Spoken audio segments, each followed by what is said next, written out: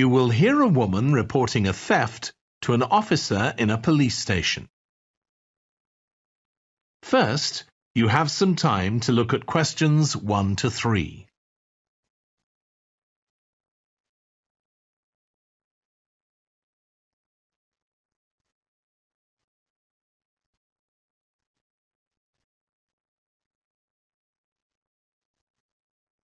Now we shall begin. You should answer the questions as you listen, because you will not hear the recording a second time. Listen carefully and answer questions 1 to 3. Good morning. What can I do for you? I want to report a theft. I had some things stolen out of my bag yesterday. I'm sorry to hear that.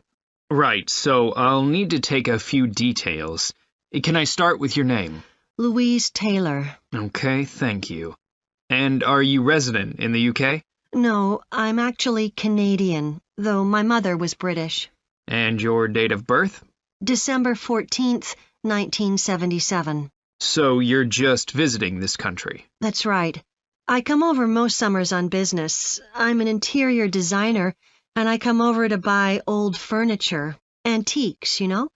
There are some really lovely things around here, but you need to get out to the small towns. I've had a really good trip this year, until this happened. Okay.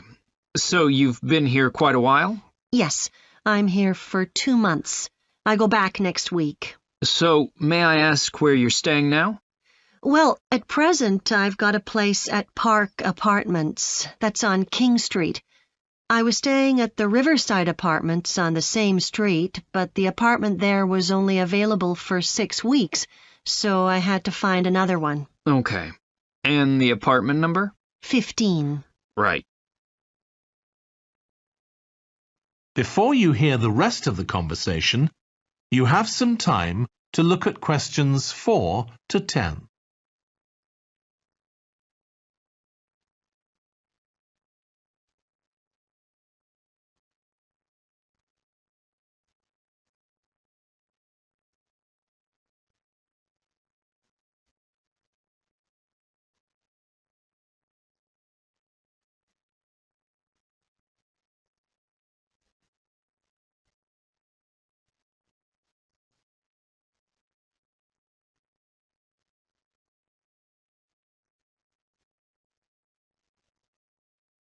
Now listen and answer questions 4 to 10. Now, I need to take some details of the theft. So, you said you had some things stolen out of your bag? That's right. And were you actually carrying the bag when the theft took place? Yes, I really can't understand it. I had my backpack on, and I went into a supermarket to buy a few things, and when I opened it up, my wallet wasn't there. And what did your wallet have in it? Well, fortunately, I don't keep my credit cards in that wallet. I keep them with my passport in an inside compartment in my backpack, but there was quite a bit of cash there, about £250 sterling, I should think. I withdrew £300 from my account yesterday, but I did a bit of shopping, so I must have already spent about £50 of that. Okay. At first I thought, oh, I must have left the wallet back in the apartment. But then I realized my phone had gone as well. It was only a week old, and that's when I realized I'd been robbed. Anyway, at least they didn't take the keys to my rental car. Yes. So, you say the theft occurred yesterday? Yes. So that was September the 10th? And do you have any idea at all of where or when the things might possibly have been stolen? Well, at first I couldn't believe it because the bag had been on my back ever since I left the apartment after lunch. It's just a small backpack, but I generally use it when I'm traveling because it seems safer than a handbag. Anyway, I met up with a friend, and we spent a couple of hours in the museum. But I do remember that as we were leaving there, at about 4 o'clock, a group of young boys ran up to us. and they were really crowding round us, and they were asking us what time it was. Then, all of a sudden, they ran off. Can you remember anything about them? The one who did most of the talking was wearing a T-shirt with a picture of something. Let's see. A tiger. Right. Any idea of how old he might have been? Around 12 years old? And can you remember anything else about his appearance? Not much. He was quite thin. Color of hair? I do remember that. He was blonde. All the others were dark-haired. And any details of the others?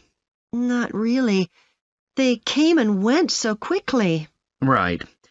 So, what I'm going to do now is give you a crime reference number so you can contact your insurance company. So, this is 10 digits. 87954 82361. Thank you. So, should I contact you? That is the end of section 1. You now have half a minute to check your answers.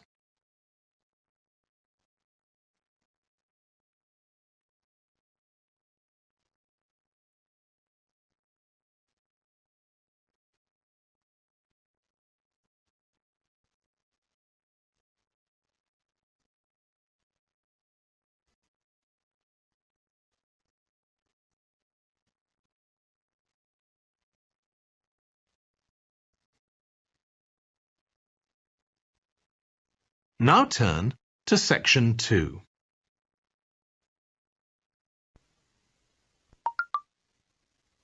Section 2. You will hear a manager giving a welcome talk to a group of apprentices who are starting their training at the company.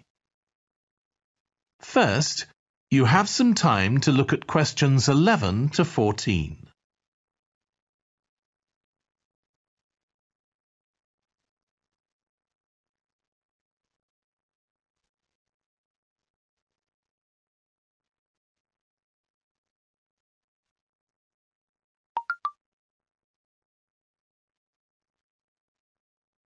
Now listen carefully and answer questions 11 to 14.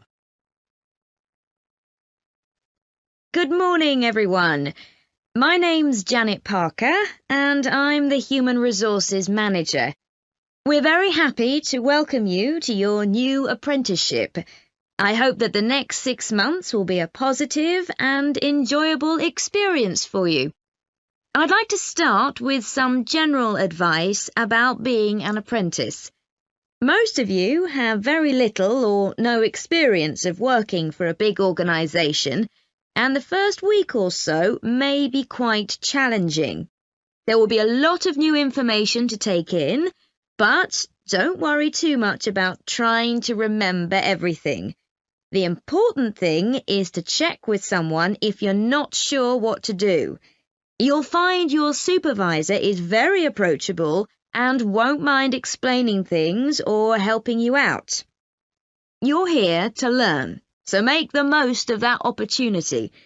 You'll be spending time in different departments during your first week, so make an effort to talk to as many people as possible about their work. You'll make some new friends and find out lots of useful information. As well as having a supervisor, you'll each be assigned a mentor. This person will be someone who's recently completed an apprenticeship, and you'll meet with them on a weekly basis. Their role is to provide help and support throughout your apprenticeship.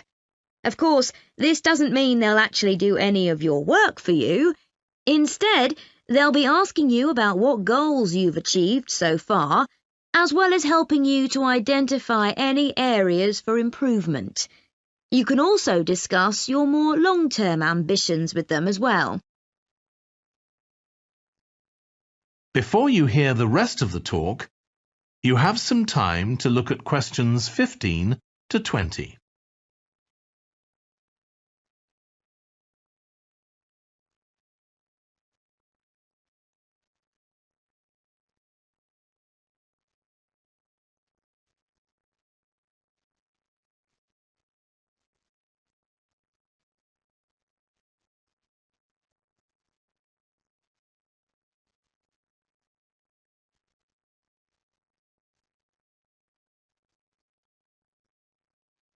Now listen and answer questions 15 to 20.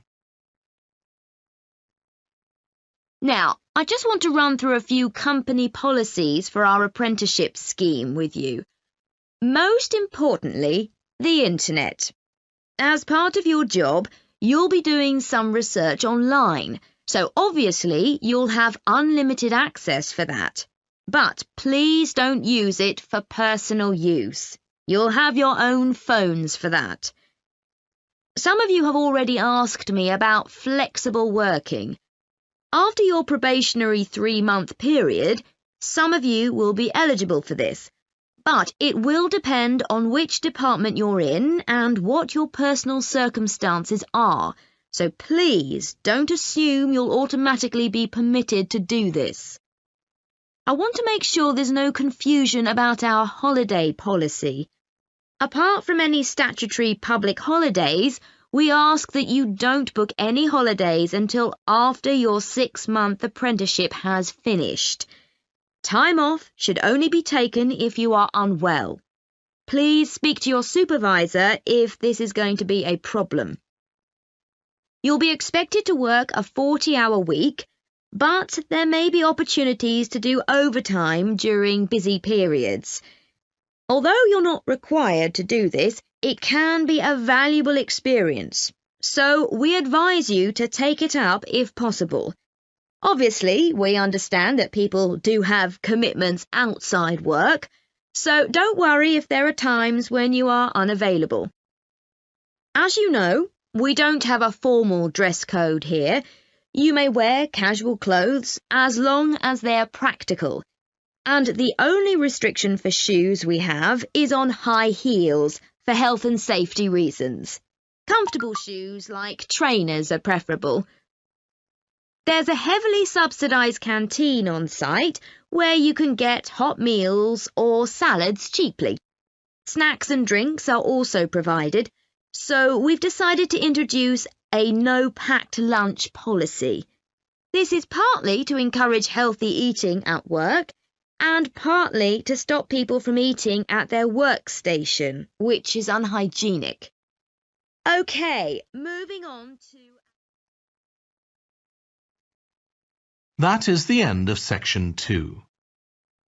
You now have half a minute to check your answers.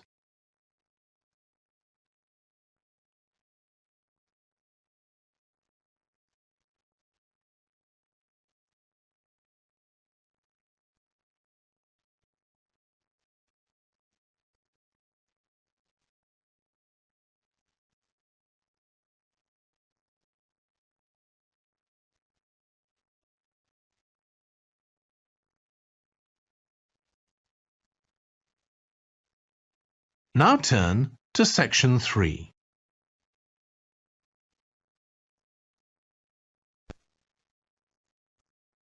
Section 3. You will hear 2 urban planning students, called Carla and Rob, discussing their presentation on cities built by the sea, following instructions from their tutor. First, you have some time to look at questions 21 to 25.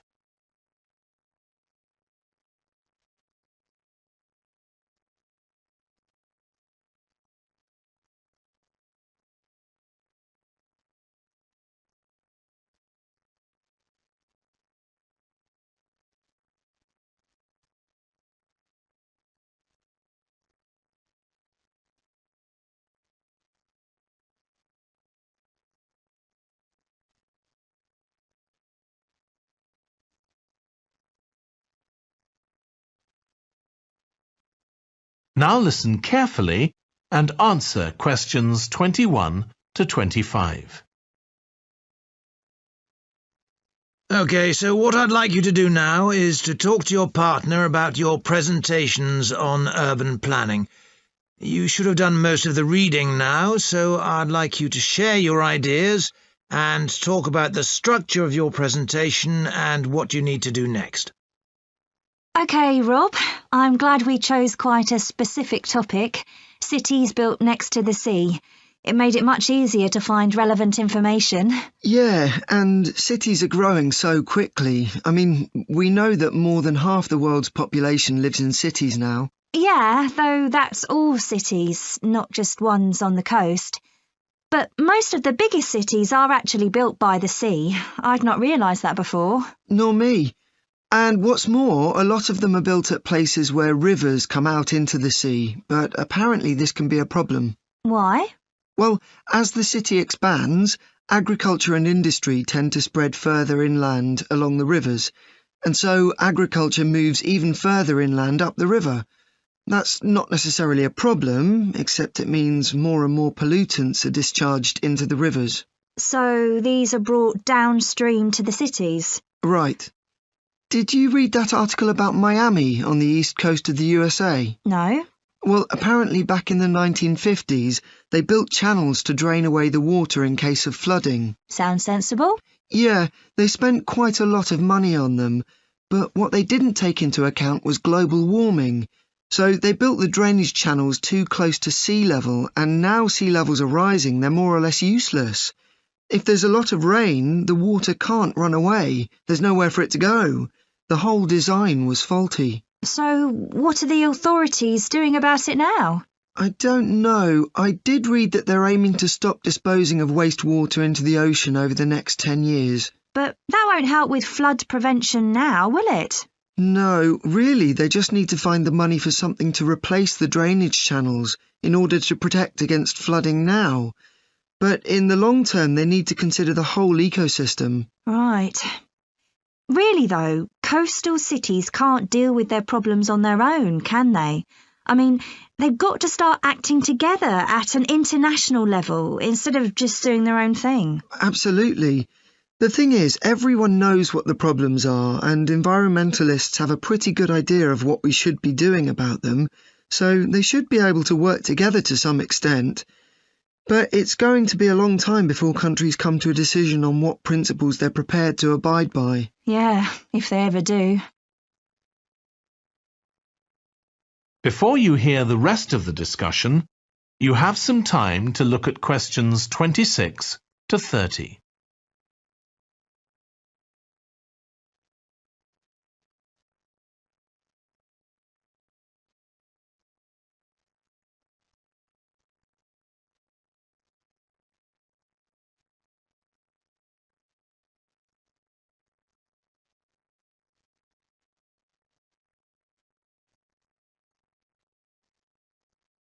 Now listen and answer questions 26 to 30.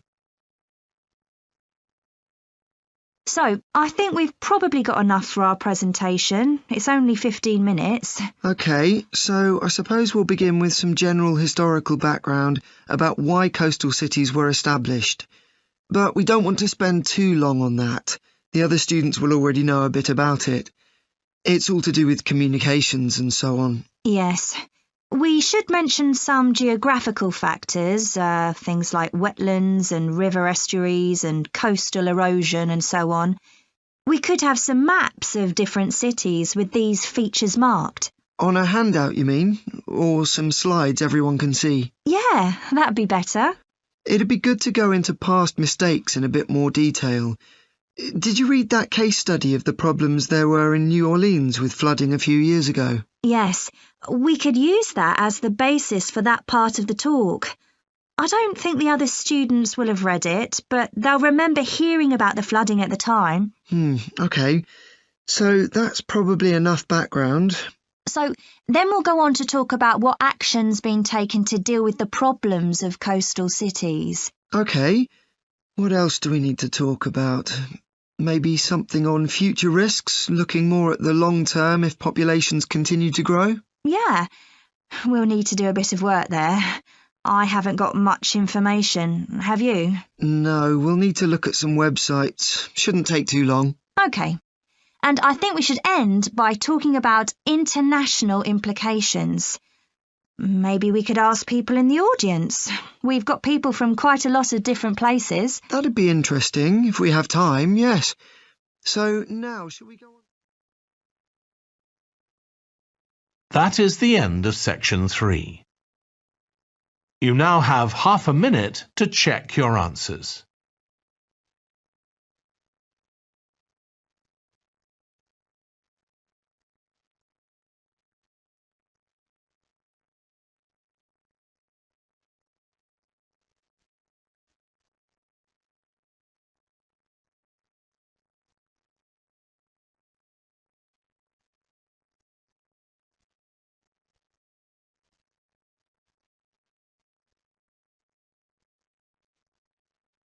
Now turn to section 4.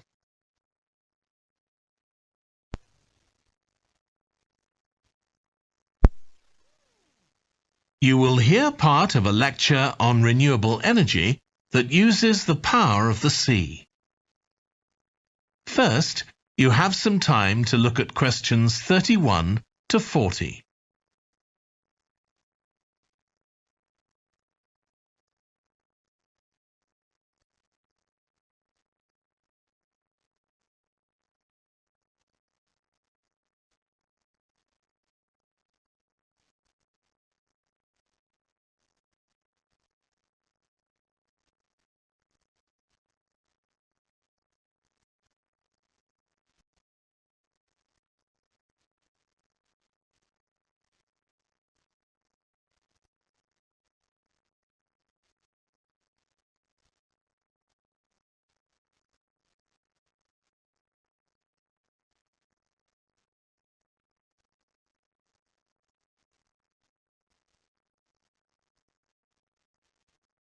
Now listen carefully and answer questions 31 to 40. Producing enough energy to meet our needs has become a serious problem. Demand is rising rapidly because of the world's increasing population and expanding industry. Burning fossil fuels like gas, coal and oil seriously damages the environment, and they'll eventually run out. For a number of years now, scientists have been working out how we can derive energy from renewable sources, such as the sun and wind, without causing pollution. Today, I'll outline marine renewable energy, also called ocean energy, which harnesses the movement of the oceans.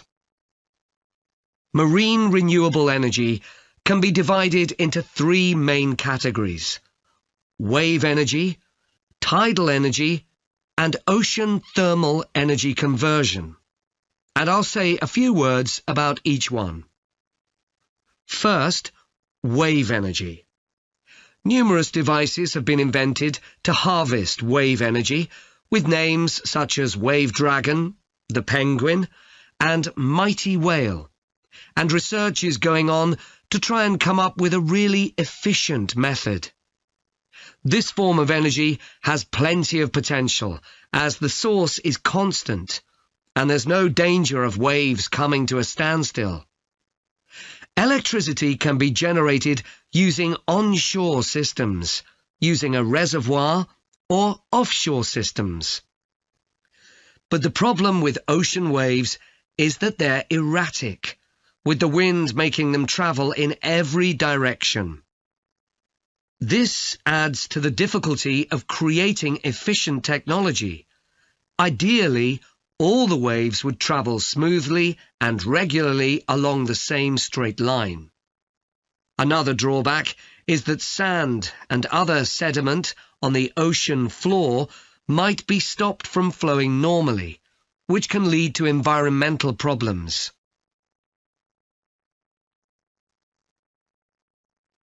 The second category of marine energy that I'll mention is tidal energy.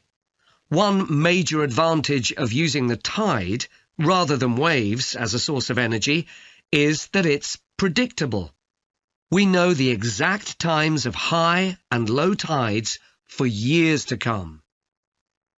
For tidal energy to be effective, the difference between high and low tides needs to be at least 5 meters. And this occurs naturally in only about 40 places on Earth. But the right conditions can be created by constructing a tidal lagoon, an area of seawater separated from the sea. One current plan is to create a tidal lagoon on the coast of Wales. This will be an area of water within a bay at Swansea, sheltered by a U-shaped breakwater, or dam, built out from the coast. The breakwater will contain 16 hydro turbines, and as the tide rises, water rushes through the breakwater, activating the turbines, which turn a generator to produce electricity. Then, for 3 hours as the tide goes out, the water is held back within the breakwater, increasing the difference in water level until it's several meters higher within the lagoon than in the open sea. Then, in order to release the stored water, gates in the breakwater are opened. It pours powerfully out of the lagoon, driving the turbines in the breakwater in the opposite direction and again generating thousands of megawatts of electricity. As there are 2 high tides a day, this lagoon scheme would generate electricity 4 times a day, every day, for a total of around 14 hours in every 24, and enough electricity for over 150,000 homes. This system has quite a lot in its favour. Unlike solar and wind energy, it doesn't depend on the weather. The turbines are operated without the need for fuel, so it doesn't create any greenhouse gas emissions, and very little maintenance is needed. It's estimated that electricity generated in this way will be relatively cheap, and that manufacturing the components would create more than 2,000 jobs, a big boost to the local economy. On the other hand, there are fears that lagoons might harm both fish and birds, for example by disturbing migration patterns and causing a build-up of silt, affecting local ecosystems. There are other forms of tidal energy, but I'll go on to the third category of marine energy, ocean thermal energy conversion. This depends on there being a big difference in temperature between surface water and the water a couple of kilometres below the surface, and this occurs in tropical coastal areas. The idea is to bring cold water up to the surface using a submerged pipe. The concept dates back to 1881, when... That is the end of section 4. You now have half a minute to check your answers.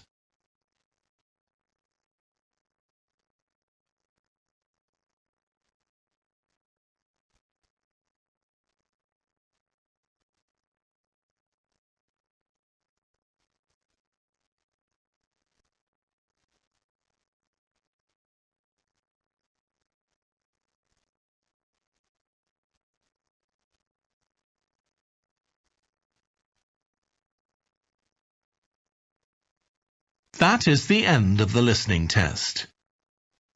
In the IELTS test, you would now have 10 minutes to transfer your answers to the answer sheet.